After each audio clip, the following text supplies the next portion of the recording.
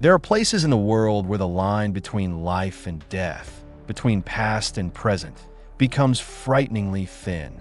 These are not haunted castles or ancient battlefields, but the tranquil peat bogs of northern Europe. Here, time seems to stand still.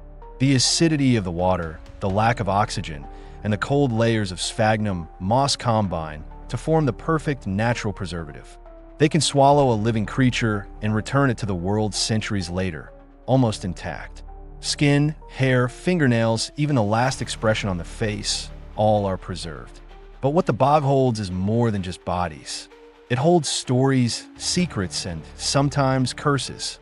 This is the story of one such time, when the Vikings of Weimar village dug deep into the earth in search of warmth, but instead awakened a horror that had been dormant for thousands of years. The village of Weimar nestles on the edge of Grenmarie, or Green Marsh, a vast wetland where the air is thick with moisture and the smell of rotting mud. For the Vikings here, the marsh was both a source of life and a quiet fear. They burned peat to heat their longhouses in the dead of winter, and their children grew up being told not to venture far into the marsh when the fog rolled in. Bjorn, the village jarl, was a practical man. He believed in the strength of steel, the sturdiness of wood, and the courage of warriors.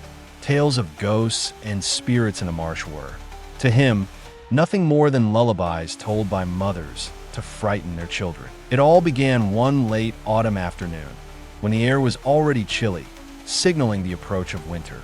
A group of men were cutting peat blocks, hard but familiar work. Suddenly, the spade of Finn, a teenager old enough to hold a weapon, struck something unusually soft. It was neither soil nor roots. Curious, he and the others began to carefully push aside the black mud with their hands. Slowly, a shape emerged. First a shoulder, then a thin arm with skin as dark as leather. And then they found a face. A man, his red beard still intact, his eyes closed as if in a deep sleep. He looked strangely peaceful, except for the leather rope woven tightly around his neck, digging into his flesh. The group fell silent, even the most seasoned warriors feeling a chill run down their spines, a chill that had nothing to do with the weather.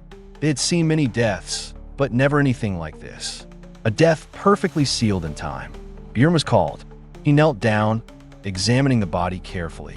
"A man from ancient times," he announced, his voice filled with authority to reassure those around him. "A punished criminal, perhaps. The bog has preserved him for us to see. Bring him back to the village. This is a rare find." That decision, though made with the reason and curiosity of a leader, was the first mistake. They gently lifted the body from the mud that had held it for centuries. When it was lifted from the ground, the man's full form was revealed. He was tall but thin, and in addition to the rope around his neck, there was a long, deep gash across his throat. This was no accident. This was an execution or a ritual sacrifice. From a distance, Alara, the village's wise old woman, whom many believed to be a Volva, a prophetess, had witnessed it all. She said nothing, only shook her head, her old eyes fixed on the body with a strange fear and compassion. As night fell, the body was placed in an abandoned barn. The wind from the swamp blew into the village, carrying a different sound. It was no longer a whisper through the cracks of stone, but a long, drawn-out whisper, a never-ending lament. That night, no one in Weimar slept well. Little did they know that, by removing the body from its damp grave, they had not only interrupted 1,000 years of sleep, they had broken a curse, and what they had awakened was now beginning to stir. The first night passed restlessly, and the dawn brought no relief. Instead, it brought something else. A thick, milky mist had drifted in from the green marshes, enveloping the village of Weimar. This was no ordinary morning mist. It was heavy, sticky, and carried an unnatural chill, a chill that penetrated so deeply that the fires in the hearths seemed to shrink. Worse still, it brought a faint scent of damp earth, of rotting leaves, and of something older, of tombs. The silence of the village was broken not by the crowing of roosters, but by the sounds of unease. The dogs, which usually barked loudly to greet the new day, now whined, curled up in corners with their tails clamped. In the stables, The usually strong war horses stomped their feet, snorted, and stared into the mist as if they saw an invisible predator. The people of Weimar were a hardy people, not easily frightened, but a collective sense of unease spread like an epidemic. They looked at each other, no one spoke, but all were thinking about the body in the barn. The psychological terror began subtly.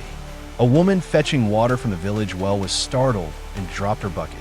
She swore to the gods that she had heard her husband, who had died in a storm at sea 2 years earlier, calling her name from the mist.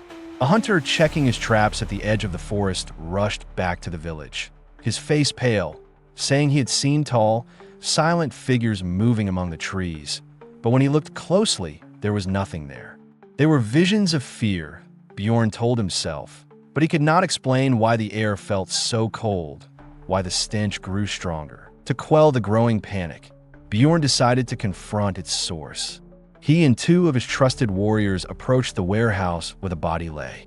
When the heavy wooden door was opened, a blast of cold, foul air rushed out, forcing all 3 of them back a step. Inside, everything seemed the same. The body was still there on the rough wooden table. But as Bjorn approached, his heart began to pound. Something was wrong. The body's hand, which he remembered being stretched out at his side, was now clenched into a fist, the leather fingers clenched so tightly that the knuckles were white. And the face. The peaceful expression was gone, replaced by a vicious smirk, a grimace of pure hatred frozen in time. This is not a natural shrinking of a corpse. This is a deliberate change. In the folklore of the North, there are creatures more terrifying than trolls or giants. They are the Draugr, literally meaning the one who walks again, the restless corpses. They are not amorphous spirits, nor are they mindless zombies. Draugr are dead people who carry a grudge or a will so strong that they cling to their bodies, turning them into instruments of terror. They possess the strength of many men, can swell to enormous proportions, and always give off the stench of the grave. But their most terrifying weapon is not their physical strength, but their ability to torture the mind.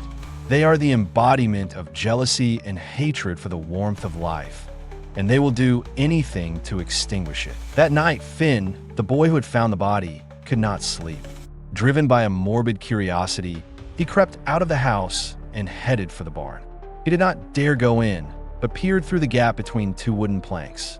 The dim moonlight filtered through the mist, casting a faint light inside. The body still lay there. But then, Finn held his breath. A black shadow, darker than the surrounding darkness, seemed to slowly separate itself from the body on the table. It stretched, distorted, like a column of black smoke made of mud and despair. The shadow slowly stood up, tall and hideous. It had no eyes, no mouth, but Finn could feel its gaze. A cold, ancient, malevolent gaze that pierced his soul. The boy could not scream. His throat felt as if an invisible hand was choking him. He could only retreat, stumble, and crawl on the wet ground, his eyes wide with horror. A few minutes later, the guards found the boy sitting huddled, his whole body shaking, his fingers pointing towards the warehouse and his mouth stuttering a single word, "Go, go." Bjorn and his men broke down the door. Inside, the body lay still on the table, unmoved. Everything seemed normal, but when they raised their torches, they saw what Finn had seen. There were dirty water stains and wet footprints on the wooden floor around the table. Bare footprints, shaped like a man's, led from the table to the door and back again. The evidence was clear, undeniable. What they had brought back to the village was not a relic of the past. It was a prison, and now the prisoner knew how to get out. The evidence of wet footprints on the warehouse floor put an end to all doubt. Now the fear in Weimar was no longer a vague feeling. It had shape, it had weight, and it was with them. But fear, when it reached its peak, would often give way to a more pressing question, one that echoed in the minds of everyone, from the mightiest warrior to the woman tending the fire in the kitchen. Who was it who bore such a deep hatred that it could tear the veil of death? Who had been killed and buried beneath the mud? And why did its spirit refuse to move on? The next morning, Bjorn called an emergency meeting of the elders in the Great Hall. The great fire in the center did nothing to dispel the chill in the room. The air was thick with tension. Several young warriors, hot-headed, suggested a simple solution: fire. "Burn it," shouted one. "Burn the body to ashes, and its spirit will have no place to dwell." It seemed a reasonable idea, a solution of men accustomed to solving problems by force. But then a deep, husky voice spoke from the shadows of the hall. It was Alara, the old prophetess. She stepped slowly into the light, her eyes dull but all-seeing. "Fire can burn wood, but it cannot burn a curse that has been ingrained in the earth for centuries," she said, her voice silencing the room. "You may have reduced the body to ash, but you have only released its hatred. It is like trying to put out a fire by blowing wind on it. No, before we can destroy it, we must understand it. We must know its name." Alara's words, though spiritual, contained an undeniable logic. An unknown enemy was an invincible enemy. Bjorn, though practical by nature, understood this too. He gave orders, this time not out of curiosity, but with the urgency of a hunter. They were to examine the body again, not as a relic, but as a crime scene. They returned to the warehouse. This time, they felt not disgust, but intense concentration. They examined each scrap of cloth that remained on the body. The texture, though faded, still showed that it was intricately woven. The style of the tunic was different from that of the Weimar. It belonged to the Ulfengar, a neighboring tribe that had been wiped out in a war over territory 3 generations ago, a war led by Bjorn's great-grandfather. This was the first clue. This was an enemy. Next, they examined the leather rope. As they carefully removed it from the corpse's neck, they discovered details they had missed before. Not only was the rope braided, but it was also engraved with tiny runes, interspersed with animal bone charms. Alara squinted at the symbols. "This isn't the runes of punishment," she whispered, her voice filled with wonder. "This is the runes of imprisonment, a ritual to bind the soul to the body, preventing it from wandering. Whoever did this didn't just want to kill this man. They feared his spirit after death." The mystery deepened. Who had the knowledge and power to perform such an intricate ritual? And why were they so afraid of one man? The answer lay not in the body. It lay in the village's memories. Bjorn summoned all the storytellers, the oldest still alive, to the Great Hall. He asked them to tell tales of the war with the Ulfengar clan of the Age of the Blood Axe. The tales were told with great pomp, praising the bravery of Jarl Thorgils, Bjorn's great-grandfather. They told of a great battle, a glorious victory that had brought land and prosperity to Weimar. But as the praises reached their climax, a near-senile old woman, who rarely spoke. Her voice was weak and broken, as she told another version of a story, one she had heard from her grandmother as a child. It was not a story of glory. It was a story of betrayal. She said there was no final battle. Jarl Håkon of the Ulfengar clan, a man renowned for his fiery red beard, had agreed to negotiate a peace. But it was a trap. Jarl Thorgils had captured him alive, and instead of an honorable death, Håkon was tortured and finally sacrificed at the edge of the Green Marsh in a dark ritual to bind his fortune to the land of Weimar. The hall fell silent. The Redbeard, an enemy Jarl, an imprisonment ritual. All the pieces suddenly clicked together with a chilling perfection. The man in the warehouse was no unknown being. He was Jarl Håkon. The monster haunting them was no random spirit. It was a victim seeking justice, and its hatred was not aimed indiscriminately at the village. It was aimed at the bloodline of its murderer. It was aimed at Bjorn. The foundation of Weimar, their pride, was not built on bravery. It was built on a hidden crime. As this horrifying truth dawned, a shrill, desperate scream tore through the mist outside. The scream did not come from some strange place. It came from within Jarl Bjorn's own house. The Draugr's hunt had begun, and it knew exactly who its first prey would be. The scream rent the chill air of the Great Hall, pushing aside all thoughts of ancestral sin and replacing it with instant horror. Bjorn and the elders rushed outside, running toward the Jarl's longhouse. They braced themselves for the worst, blood, destruction. But what they found was even more terrifying. Not a single door had been broken.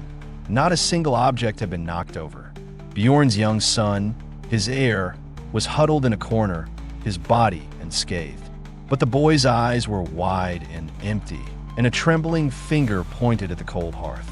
The man was wet. The boy stammered, his voice barely audible. He stood there, red hair, dripping water onto the floor. He just smiled at me. Then he turned to mist. Jarl Haakon's first strike was not aimed at the body, but at the future of his enemy's bloodline. It left no wound, but planted a seed of madness in the minds of the next generation. This event was a rift, and from it, the foundations of Weimar began to crumble. Bjorn's authority, built on strength and respect, was now shaken to its core. He was no longer their protector. He was the cause of the disaster. As he passed through the village, he was no longer met with respectful nods, but furtive glances, averted heads, and worst of all, a mixture of fear and resentment. Whispers began to spread like fire through dry grass. "The sins of Thorgils, why should we bear them?" said one. "His blood has called the demon. Our blood will pay," replied another. The psychological collapse spread throughout the community. The trust that held the proud Vikings together began to crumble. A fisherman vowed never to set sail again after seeing a red-bearded face staring back at him from the clear blue waters of the bay. A blacksmith locked his door, suspecting that his neighbor, whose ancestor had once been Jarl Thorgil's right-hand man, was secretly helping the Draugr. Their shared history became less a source of pride than a collective indictment. People began to examine each other's lineages, trying to remember which families had profited most from the war. Their prosperity suddenly seemed cursed, bought with the blood of a man who had returned to collect his debt. The Draugr seemed to sense this division and began to change its tactics. It was no longer just ghosts and whispers. Its actions became more specific, more sinister, designed to drive paranoia to its limits. One night, all the knives in one family's house disappeared, and the next morning they were found stuck in the door of another, bent into grotesque shapes. A storehouse of dried fish, the village's main source of food during the winter, was discovered completely destroyed, covered in a foul black slime. These acts were not fatal, but they were devastating to trust. The question, "Who did this?" rang out everywhere, and the answer was always a suspicious glance at the neighbor. The tension finally broke. In the middle of the village square, a peasant, his face gaunt from sleepless nights, blocked Bjorn's path. He was not shouting out of fear of the monster. He was shouting out of anger at his own Jarl. "Your blood has cursed this land," he roared, pointing his finger at Bjorn. "You are the curse. Leave. Take your curse with you." Bjorn's warriors quickly subdued the man, but his words took root in the minds of all who witnessed them. For the first time, the Jarl's leadership was openly challenged. Amidst the chaos, only Alara remained calm. She gathered a few villagers together and tried to explain. "Don't you see? This is what he wants. Jarl Haakon doesn't just want revenge on Bjorn. He wants us to destroy ourselves. He wants to see our enemy's legacy crumble to dust, not by his hands, but by our own distrust and hatred." But her words were too late. The final psychological blow, the killing blow, had been delivered. The next morning, one of the most respected elders, the one who had told the tale of Jarl Thorgil's betrayal, was found dead in his bed. There was no wound, no sign of a struggle. He had simply died in his sleep. But on the wall above the bed, written in still damp mud, was a single rune, a word that everyone understood: Skuld. Death. The message was cold and clear. The Draugr was now collecting its debts, and it could kill without touching them. Fear of a physical monster was enough, but fear of a curse that could stop your heart in your sleep was different. It paralyzed the will. The Weimar were no longer just afraid. They were broken. The elder's death by the Skuld rune was the final straw. The psychological breakdown had now turned into a collective paralysis. The villagers of Weimar no longer dared to venture out after dusk. Men did not hunt, women did not work in the fields. They sat in their longhouses, staring at the fires, listening to the wind whistling through the roofs, wondering who would be next to pay the debt. For Jarl Bjorn, this helplessness was more painful than any wound. His entire life had been defined by action, by the belief that any problem could be solved with a sharp axe and a strong will. But how could an axe cut down a ghost? How could a will resist a curse written in blood 3 generations ago. The conflict in Bjorn's mind finally exploded into action. He could no longer bear the fearful waiting. Despite Alera's silent remonstrations, his warrior instincts took over. He gathered his most loyal Huskarls, men who would rather die in battle than slowly die of fear. "It may be a spirit," Bjorn roared, his voice echoing in the empty hall, "but it still uses flesh. And what has flesh can burn." His plan was simple and brutal, a Viking solution. They would storm the storehouse, drag Jarl Haakon's body into the middle of the square, and burn it on a great pyre.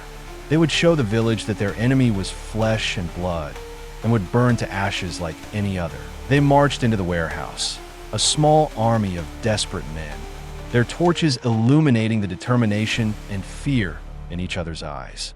Bjorn stood before the door, took a deep breath, and shoved it with his shoulder. It flew open. Jarl Haakon was there waiting for them. It was no longer on the table. It was standing in the middle of the room, straight and silent. Its shape had changed. It seemed taller, its shoulders broader, its body as hard as marble. Its skin was no longer leathery brown, but the mottled green-gray of moss-covered tombstones.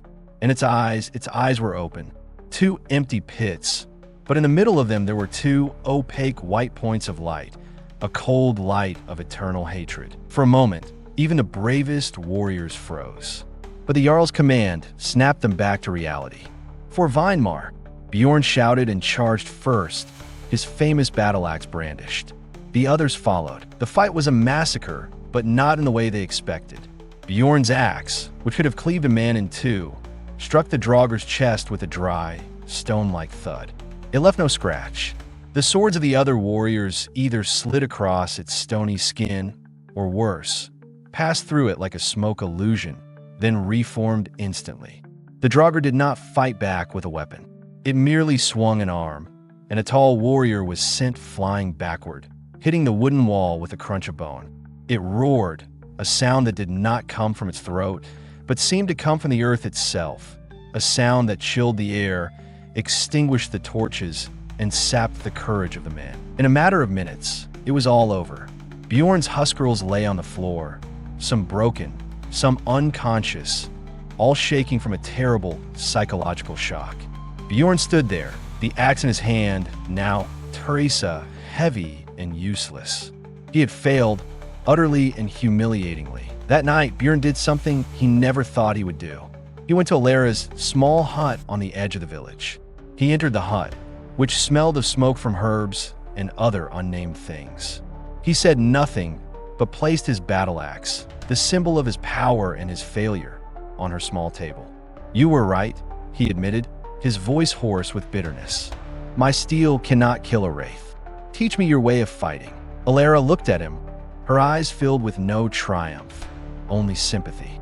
"Its strength does not come from the body," she explained softly.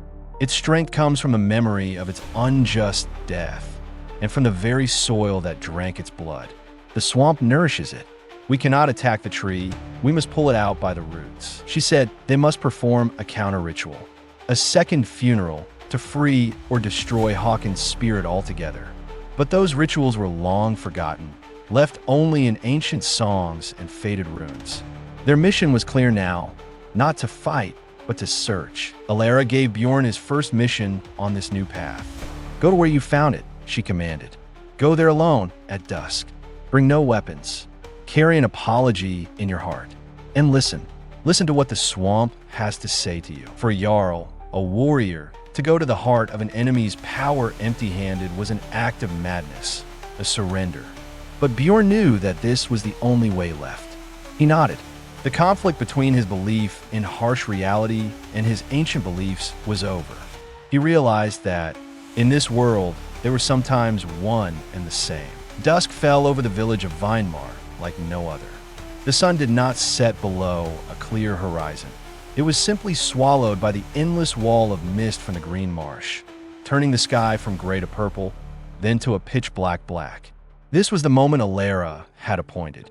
Bjorn, the Jarl of Weinmar, who had once led hundreds of warriors in a battle, now walked alone, unarmed, toward his greatest enemy. The moment he stepped through the wooden fence of the village, the world seemed to change. The air suddenly became heavier, colder. Beneath his feet, the familiar ground gave way to soft, sinking peat. With each step, his boots sank deeper, and when he lifted them, there was a sickening squish sound, as if the bog were trying to pull him down into its wet grave. The sound became the rhythm of his journey, a constant reminder of the fragility of life in this land. The stale air was more than a feeling. It was an assault on all the senses. The scent of the swamp filled his nostrils, a complex, sickening mixture. There was the smell of rotting earth, the sweet, salty smell of decay, and the sharp, sour smell of stagnant water. But beneath all those scents was something else, a faint metallic smell, like blood that had dried long ago. The mist was so thick it was palpable. It clung to Bjorn's hair and beard, forming icy droplets. It seeped through his woolen cloak, leaving him feeling damp and cold, as if he were wrapped in a shroud. And then the sounds began. At first, it was just the wind whistling through the dry reeds, but soon Bjorn's mind began to interpret them as something else. The wind sounded like whispers in an ancient Ulfengard dialect. A lone crow cawed in a gnarled treetop, a mocking laugh. The bursting of methane bubbles on the black water sounded like a man's last gasp. Bjorn clenched his fists, his nails digging into his flesh, trying to cling to reality. Was this a hallucination of fear, or was the land itself replaying the horrific memories of its crimes? His world shrank. The mist had erased everything except a small circle around him. The ancient oaks, twisted and leafless, rose from the mist like the skeletons of dead giants. The black pools of water, mirror-like, reflected the gray sky, like empty eye sockets in the face of a dead god. The feeling of being suffocated, of being trapped, became unbearable. He felt as if he were not walking, but being swallowed. Finally, he reached his destination, a bare clearing where the peat had been torn away like an open wound in the earth. This was where they had found Håkon. The air seemed thick here, the smell of death so strong it was nauseating. Bjorn felt as if 1,000 invisible eyes were on him from every direction. Following Alera's instructions, Bjorn took a deep breath, put aside his warrior's pride, and slowly knelt on the wet ground. A Jarl on his knees. It was an impossible sight. Unarmed, completely exposed, he was a warm-hearted, hot-blooded creature in a world of cold and hatred. He closed his eyes, trying to ignore the horrible sounds ringing in his ears. Jarl Håkon, he said, his voice low and clear, not a challenge, but a confession. I, Bjorn, son of Isgir, grandson of Thorgils, do not come here as an enemy. I come to apologize for the crimes my ancestors committed. We broke our oaths. We robbed you of your honor and your life. For that, I am truly sorry. At first, there was only silence in response. A heavy, expectant silence. But then, as Bjorn focused on his breathing, tried to listen the way Alera had taught him, a subtle change occurred. He heard a new sound, a deep, steady one beneath all the others. The thump, thump of a giant heart. The heart of the swamp. And then the images came. Not terrifying visions, but clear fragments of memory. He saw through Håkon's eyes, felt the betrayal of being surrounded. He felt the sharp pain of the cold blade cutting through his throat. He felt the suffocating horror of being plunged into the black mud, his lungs screaming for air. And in that final moment, he saw Håkon's hand clasp something against his chest. A small stone pendant, delicately carved in the shape of a rune. Jarkin, the rune of rebirth, of new beginnings. The nightmare ended as suddenly as it had begun. Bjorn opened his eyes, gasping for air, cold sweat breaking out on his forehead. The stifling air seemed to have eased a little. The swamp had shown him what it wanted. He knew now. What bound Håkon to this world was more than a curse of imprisonment. It was a personal object, a token of hope for rebirth tainted by an unjust death. It was the Draugr's anchor, and to free Vinemar, they had to find it. Bjorn emerged from the bog, a changed man. The arrogance of a warrior was gone, replaced by the heavy calm of one who has looked into the abyss and seen it looking back. He wasted no time. He went straight to Alara's tent, the smell of mud and night dew still on him. By candlelight, he told them all. The heart of the bog, Hawkins' rage, and most importantly, the vision of the stone pendant bearing Jarkin's runes. Alara listened, her old eyes showing no surprise. When Bjorn finished, she nodded slowly. Jarkin, she whispered. The words of the birch tree, of new beginnings, of rebirth. His ancestors buried more than an enemy. They buried his hope. The curse of imprisonment bound his body, but it was that tainted object of hope that anchored his soul to this world, turning his desire for rebirth into a hunger for revenge. The plan was clear now, but fraught with danger. They could not simply burn the body. They had to retrieve the pendant, remove the Draugr's spiritual anchor, and then purify its body. That meant facing it directly again, but this time not a fight, but to plunder. The Draugr seemed to sense the change in the game. It knew its secret had been exposed. Its rage was no longer silent, but exploded into physical violence. That night, terrifying noises rang out throughout the village. A section of the wooden palisade, made from sturdy oak trunks, was smashed down from the outside by an unimaginable force. The great hall's massive doors, which required several men to move, were torn from their hinges and thrown into the middle of the square. The monster was no longer hiding in the mist. It was roaring, it was destroying, it was trying to level the village before they could figure out how to fight it. The race against time had truly begun. While Bjorn and the remaining warriors fortified their defenses, preparing for the inevitable confrontation, Alara waged a different war. A war of knowledge, together with Astrid, a sharp-eyed young woman who was one of the few in the village still able to read the most arcane runes. She began a search for the lost ritual. They pored over old, musty parchments, the legacy of the Volva who had come before them. They studied the carvings on the cornerstones of the Great Hall, where the history of Weimar was recorded. Most were tales of victory and conquest, but Astrid discovered smaller, fainter characters, etched over by later deeds. It was a tense jigsaw puzzle. From an ancient, forgotten song, they found a passage about returning the soul to Mother Earth with fire and salt. On a stone slab, they found a carving of a person placed on a pyre made of white branches. And in a half-rotten goatskin scroll, they found a mysterious saying, "What the earth takes away, the sea washes away." Suddenly, Alara stopped, her eyes shining. "I see," she said. It all connected. This second funeral required a perfect balance. Fire to destroy the tainted body. The pyre had to be made of birch wood, the tree of the Jarkin runes, to honor Hawkins' original hope of rebirth. Salt, taken from the sea, to purify the spiritual anchor, the pendant. And finally, after the ritual was complete, the purified pendant had to be thrown into the sea, using the power of the ocean to forever break its connection to the marsh. The lost ritual had finally been found. Now, they had the recipe, but they still lacked the most important ingredient. The pendant was still on the Draugr. Bjorn knew that this would be the greatest test. He could not use force.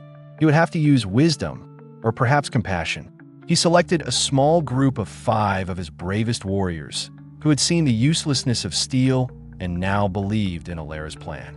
Their goal was not to kill, but to disarm the monster. The night finally fell. On the beach, Astrid and the elders were ready. A huge pyre of white birchwood stood out against the black sand. Beside it were large cauldrons filled with salty seawater. The whole village waited with bated breath. Meanwhile, Bjorn and his party advanced toward the Great Hall. The Draugr had taken it as its own, a symbolic gesture, as if it were sitting on the throne of its enemy. Bjorn's torch lit the way. He was no longer a warrior seeking destruction. He was a living man fulfilling a promise to a dead man. The race was at an end. All the knowledge they had recovered, all the hopes of the village, were staked on the coming confrontation. The Jarl's Hall, once filled with laughter and songs of victory, was now silent, cold and fetid as a tomb. In the center, on the Jarl's high seat carved in the shape of a dragon, sat the Draugr. It was no longer a shadow or a shadowy figure. In the torchlight, it looked terrifyingly solid, a living statue of stone and hatred. It wore the stolen glory of its enemies, a final mockery. Bjorn raised his hand, signaling his men to stop at the doorway. He entered alone, the floor crunching under his feet with splinters of wood. He did not draw his weapon. He looked straight into the two white points of light in the monster's eye sockets. "Jarl Håkon," Bjorn said, his voice clear and solemn, without fear, only weariness and determination. "We have not come here to fight. We have come to give you the funeral you deserve." At the sound of its name, a name long forgotten, the Draugr stirred. A growl rumbled from its chest, a sound of confusion and pain rather than anger. For a moment, its form seemed to waver, and Bjorn could vaguely see the face of a red-bearded man, a proud Jarl, trapped inside the monster. But then hatred won out. It rose, its body swelling, and it roared a piercing roar. "Now!" Bjorn shouted. That was the signal. 4 of his warriors charged from different directions. But they did not attack. They were decoys. They raised their shields, moving fluidly, dodging the Draugr's hammer-like swings. Their goal was to draw its attention, to send it reeling in fury, to leave their Jarl vulnerable. The fight became a dance of life and death. One warrior was grazed by a punch, his oak shield shattered to pieces. Another rolled across the floor to avoid a grab from Stonehand. The Draugr, harassed by what it saw as gnats, grew increasingly frantic. It seized one of the warriors, lifting him off the ground. When it raised its free hand to finish him off, its eyes were fixed on its victim. It was the moment Bjorn had been waiting for. He did not lunge with an axe. He lunged like a ghost, pressing against the monster's icy chest. His hand did not reach for a weapon, but for the leather strap around its neck. The moment Bjorn's warm, vital fingers touched the cold stone pendant, a shock of horror coursed through his body. All the pain, fear, betrayal, and rage that Håkon had felt at the moment of his murder and the centuries of his imprisonment were transmitted directly to his mind. Bjorn screamed, a scream that was not his own, but Håkon's. At the same time, the Draugr let out a piercing scream as its psychic anchor was torn from its position. Its supernatural power was suddenly weakened. It staggered, dropping the warrior and retreating, its body seeming to shrink slightly. Bjorn collapsed to the floor, still clutching the now icy locket. Frostbite was eating into his flesh. "Take it," he shouted. The others sprang into action. They seized the weakened but still dangerous Draugr and dragged it with all their might out of the hall toward the beach. As they threw the body onto the birch pyre, Elara began to sing. An ancient song, a sad but solemn melody. "Bjorn, now," she called. Bjorn, led by a warrior, approached the cauldron. With a strangled roar, he plunged the hand holding the pendant into the seawater. There was a loud hiss like dipping hot iron into cold water. The stone was no longer cold. A final sigh escaped the body on the pyre, an almost human sound, a release. "Burn it," Bjorn ordered. A torch was thrown. The dry birch caught fire immediately. The flames roared, engulfing Jarl Håkon's form. As the flames reached their peak, something miraculous happened. The thick fog that had shrouded Vinemar for weeks began to lift. Silver moonlight shone down on the village for the first time. The air warmed, the stench of the swamp replaced by the salty scent of the sea. The curse was lifted, but there were no cheers of victory. The villagers stared silently at the flames. They had been saved, but the price had been high. A fine warrior lay in the great hall. Their Jarl, though he stood, had an ancient sorrow in his eyes that none could understand. He had paid his ancestors' debt with a part of his own soul. Vinemar had survived, but it was broken forever. When the pyre was reduced to glowing embers, Bjorn walked alone to the water's edge. He opened his burned hand. Jarkin's pennant lay there, now just an ordinary stone. He looked at it for a long moment, then with all his remaining strength, he threw it far away, out to sea. There was a small splash as the stone sank into the dark water. The debt was at last paid in full. The nightmare was over. The following days in Vinemar passed with an unnatural calm. The fog did not return. The sky was clear, and the people could feel the warmth of the sun on their skin. They repaired the fences, rebuilt the doors of the great hall, and buried the fallen warrior with full honor. Life seemed to return to normal, but that was only superficial. A profound change had taken place. The villagers now looked at each other with a new understanding, a bond forged by their shared tragedy. They no longer told heroic tales of the conquest of the Ulfengar clan. Instead, they told the story of Jarl Håkon, not as a monster, but as a reminder of the price of betrayal and the importance of honor. Bjorn remained their Jarl, but he ruled by wisdom rather than force. The frostbitten scar on his hand never fully healed, a constant reminder of the pain he had endured. Occasionally, on moonlit nights, he would be seen standing alone on the beach, looking out at the sea where the stone had sunk, as if talking to an old friend. The green marsh still lay there, silent and mysterious. But the people of Vinemar no longer looked upon it with fear. They looked upon it with respect. They understood that the land had a long memory, and it never forgot. And they, the survivors, would never forget either. They had learned the hard way that the past never truly died. It only slept beneath the mud, waiting to be awakened.